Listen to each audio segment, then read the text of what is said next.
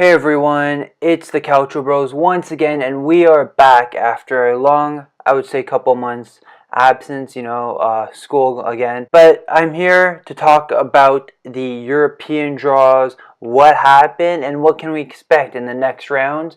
We know there's a lot of surprises too. We'll get right into that as well. And we'll start off in the Champions League. The draws came out today for both the UEFA Champions League and the Europa League. As we know, Juve and Roma finished in the top two of their group, Juve finishing first while Roma finishing second. Unfortunately, Napoli and Inter finished third, so they got demoted, we could say, to Europa League. And then in Europa League, Lazio finished second, while Milan, probably the biggest surprise, finished third in their group after a last day match day defeat to Olympiacos. We'll talk more of that as well. So we'll talk about here the Champions League first. We're going to start off with Juventus and how they did. So they drew Atletico Madrid. They will be playing in Spain the 20th of February and the return leg the 12th of March. So in their group, they had Manchester United, Valencia, and Young Boys. They got off to a pretty good start. They beat Valencia. They beat Young Boys. They managed to beat Manchester as well in England. Then they lost at home in the late comeback that United did as well. They managed to beat Valencia after, get the qualification they needed, and then they finished first thanks to Manchester United's defeat on the last match day, even though Juventus lost to Young Boys. So Juve, again, like I said, is playing Atletico Madrid, and Atletico Madrid is no pushovers for sure. They will definitely be a tough team to face, especially in Spain. Atletico finished second in their group to Borussia Dortmund. Time to see how far Juve can really push their team. You know, they bought Ronaldo, they brought back Bonucci, they got Emre Can, they got Joao Cancelo. These are players they got in order to go far in the Champions League.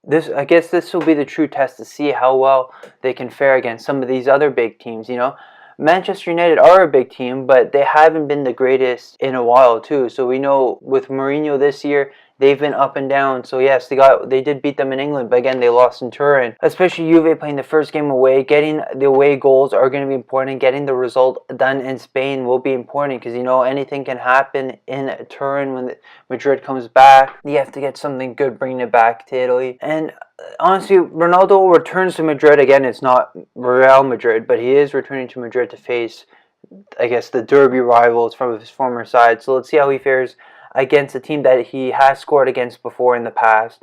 Again, Champions League is always different, but he has still scored against them in Champions League. Let's see how far he can take Juve, because he's going to be the man to watch in this knockout game. Going on to the second game, or the second team that's still in the Champions League, is Roma. And Roma probably didn't have the best of starts to their group. They finished with a 3-3 record. They opened up with a huge blowout defeat to Madrid in Spain. And okay, you're going to Madrid. It is tough for sure, right? You lose 3-0 to Madrid. I know. The thing is, Roma doesn't have a strong team this year, in my opinion. They consistently sell their best players. Okay, Nainggolan is a bit older, but he's still a key factor in this Roma team. They sold Alisson. And, you're bringing Olsen, who's a decent keeper, but he's no Alisson. This guy is world class. So you can see the struggles in the Roma side early on. They managed to get a couple of victories too afterwards against Victoria Pleasant and CSKA Moscow. They did lose. They did qualify right before they had to play their game against Madrid because of a victory from Victoria Pleasant when they beat CSKA Moscow earlier in that match day. So they had already qualified, but Roma were still very shaky. And I'm not sure how they're going to fare because they drew Porto, who's a very strong side.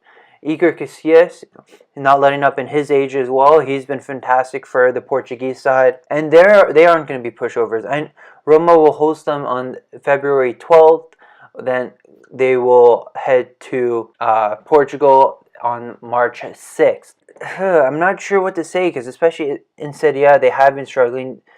Di Francesco, I guess, is the one to blame, but at the same time, it's also the players as well. I don't think Roma have that strong of a side to go that far, but they can definitely push.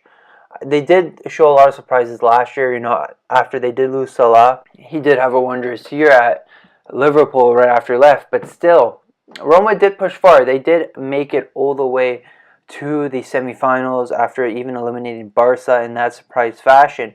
They could probably turn a few heads. They will, I guess you can say, be the dark horse, I feel. They will probably surprise a few, but again, they have to get past Porto, who are very strong. They can surprise a few as well. They finished top of their group, undefeated, in a group that with Schalke, Galatasaray. So there won't be any pushovers as well, finishing ahead of those teams. So we'll probably keep an eye out to see how well they do. So again, those are the two teams that remain in the Champions League. We're going to move to the Europa League right now. So first off, I will just touch on Milan right now, even though they didn't go through, unfortunately. They went into the last match day second. They went in the second of the group, right behind Real Betis. All they needed was a win, a draw, or a loss by 1 goal. Or they could have lost with 2 goals scored, but as long as they had scored 2 goals, like it could have been 4-2, 5-3, like for that, for example. But Olympiacos beat them 3-1, and even though that was the same result as it finished in Milan, Olympiacos went through because of the goal differential. They were at +5, Milan went to +3, so as much as they were tied points, tied on the head-to-head, it was because of that goal differential. And I don't know what to say. To me, it could be something that it was a blessing in disguise, because Milan, with the squad they put out, I can understand because of injuries, they couldn't put out a very, very strong lineup, but they put out the strongest lineup that they could have.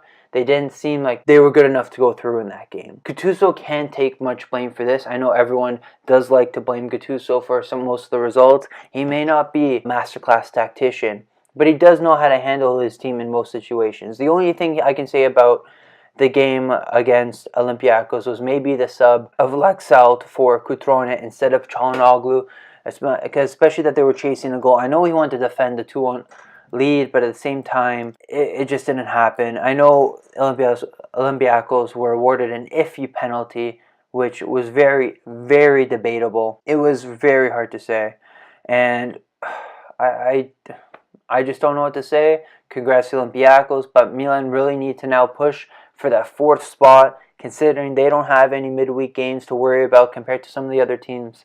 So time to see where Gattuso can take his team and if he can bring them to the Champions League this year. Again, they are sitting in 4th spot right now, but he has to make sure it stays there. We'll go into the rest of the teams in Europa League, and we'll go talk about the teams that were eliminated from the Champions League. So we'll talk about Inter first of all. They are playing Rapid Vienna.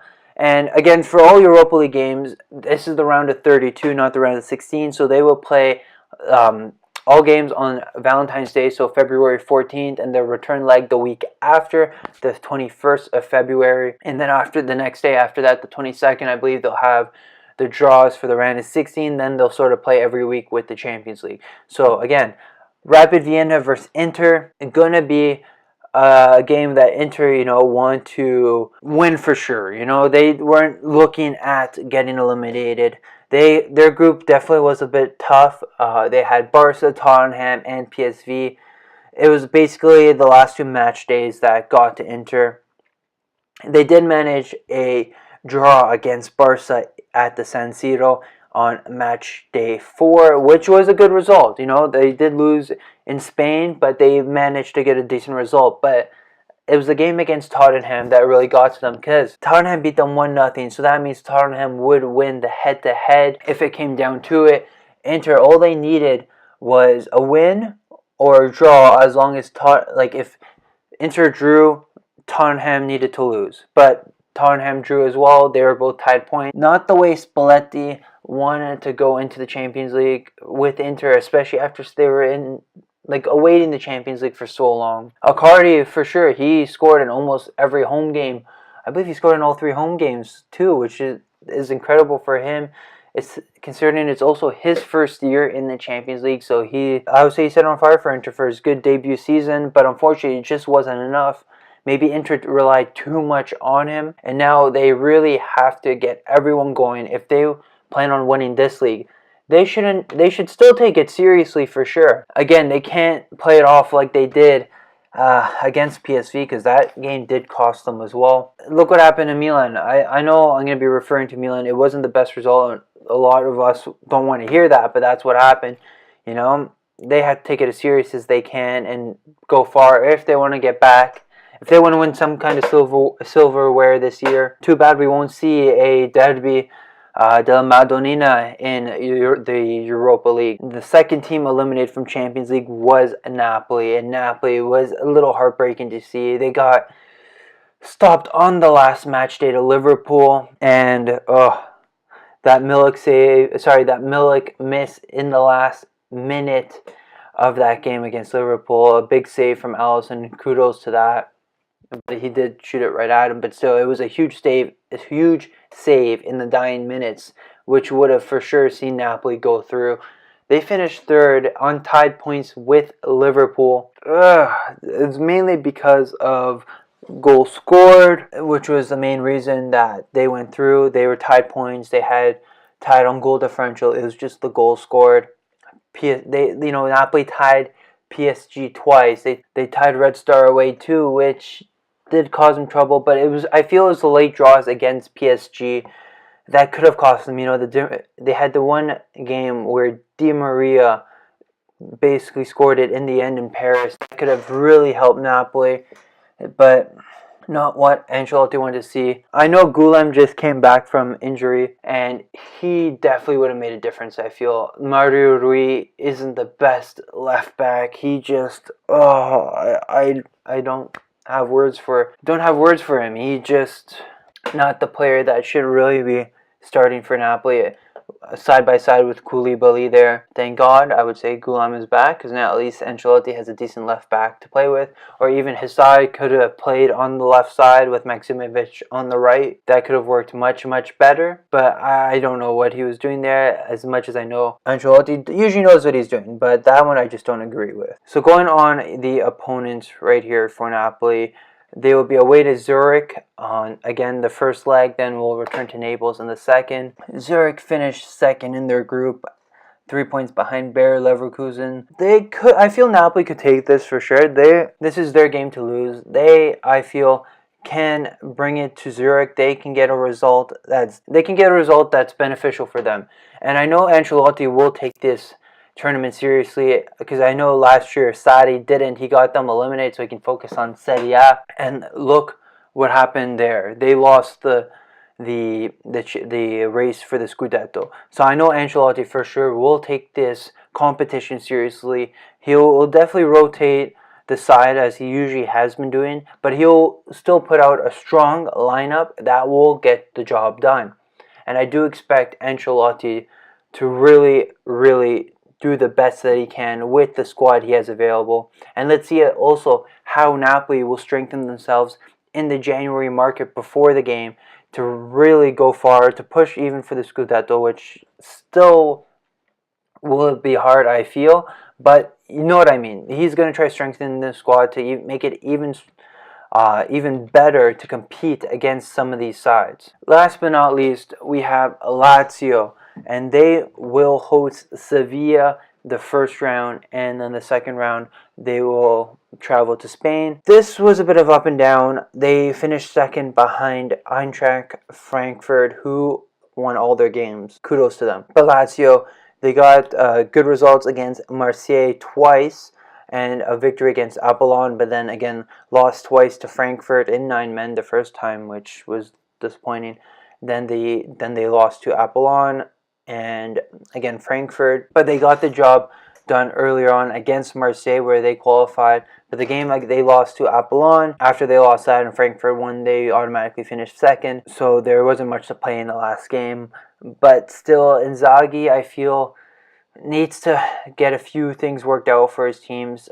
From the games I watched, they did play well, but they're still missing that extra something. Maybe strengthen the defense and the attack, someone else to support Immobile if Caicedo is not playing, or Luis Alberto. They just need an extra something to help push them further, and especially Sevilla, who also finished first in their group. I still feel Sevilla will give them trouble as well. they have always been a good side. They are previous winners of this competition as well. So those are just some quick thoughts about the European draws coming in the new year again in February. A lot to look out for and a lot to expect for sure from some of these teams. Some more than others. Again, as we said, Juve, we're expecting them to go far because of the team they build. Napoli, we're expecting them to do better than they did with Ancelotti and then Sarri, because he'll take it seriously. And then Inter again with Spalletti and his team with Icardi, Handanovic. They were all making their debuts in Champions League. That didn't end out well. So again, a lot to look out for in these match days. So just to recap the games, Roma-Porto playing February 12th, return leg March 6th. Atletico Madrid-Juve, February 20th, return leg March 12th. Then Rapid Vienna-Inter, Zurich, Napoli, Lazio, Sevilla, all being played February 14th with the return leg the week after on the 21st. Again, that's the round of 32, and then after they'll have the round of 16 together with the rest of the Champions League games, I guess, once they go in the quarters, So guys, that is everything for today. Let me hear your thoughts on what you guys think about the upcoming draws and what can we expect from some of these teams. Comment down below. Let us know. Don't forget to subscribe on YouTube for some more Calcio content and follow us on Twitter, Calcio_Bros, and we'll hear from you guys soon. Ciao.